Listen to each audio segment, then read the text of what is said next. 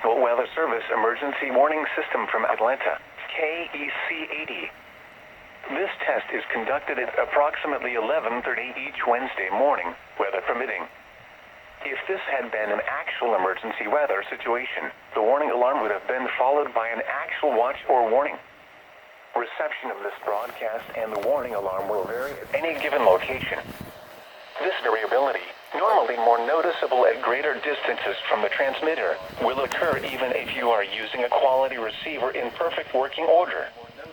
To provide the most consistent warning service possible, the warning alarm will normally be activated for warnings in selected watches within a 40-mile radius of your transmitter.